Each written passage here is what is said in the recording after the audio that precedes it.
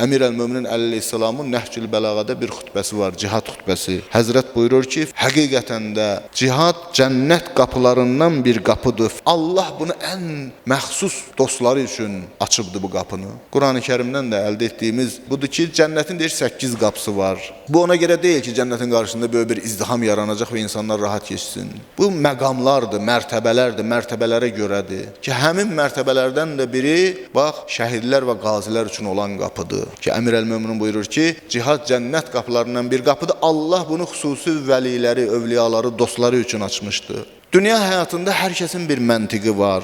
Hər kəs müəyyən bir məntiqlə yaşayır, müəyyən bir düşüncə ilə yaşayır. Bəziləri məsələn dünya həyatından yaşayışına baxsan, məqsədin nədir, hədəfin nədir? Karyera qurmaq, uğur qazanmaq, böyük bir biznesmen olmaq, məşhur insan olmaq, var dövlət toplamaq, hərənin bir cür bir düşüncəsi var, bir məntiqi var və ona uyğun olaraq da yaşayır. Şəhidin məntiqi bütün insanların məntiqindən fərqlənir.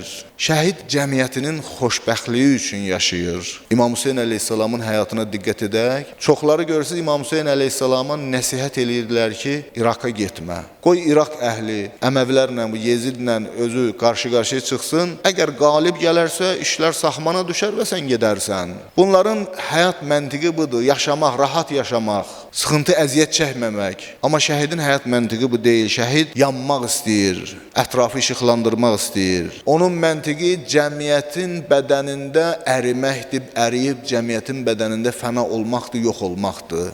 O istəyir ki, onun qanı cəmiyyətin tamam bütün damarlarına hopsun. Şəhid şəhadəti Allahla görüş hesab eləyir. Şəhadət Allaha qovuşmanın ən qısa yoludur. Ki, bəzən məsələn görürsə, ariflər Allaha vüsal, Allaha çatmaq, irfanda, təsəvvüfdə bu barədə çox bəhslər olunub. Ən qısa yol bilsin nədir? Ən qısa yol şəhadət şərbətini içməkdir. Ona görə də heç kəs bu şəhidin gəlib məqamına çata bilmir, mərtəbəsinə gəlib çata bilmir. İnsanla Allah arasında pərdələr var, hicablar var. Ən böyük hicablardan biri nədir? Nəfsdir. Nəfs ən böyük bütdür. Nə qədər ki, insan nəfsinə tabedir, insan Allahdan qəflətdə olacaqdır. İlahi qürbdən uzaq olacaqdır. Allaha yaxın ola bilməyəcəkdir mənəvi cəhətdən. Nəfs bizim ən böyük düşmənimizdir. Bu düşmənə qalib gəlmədikcə insan Allaha qovuşa bilməz, Allaha çata bilməz. Şəhid bir anın içində bu nəfsə qalib gələ bilir.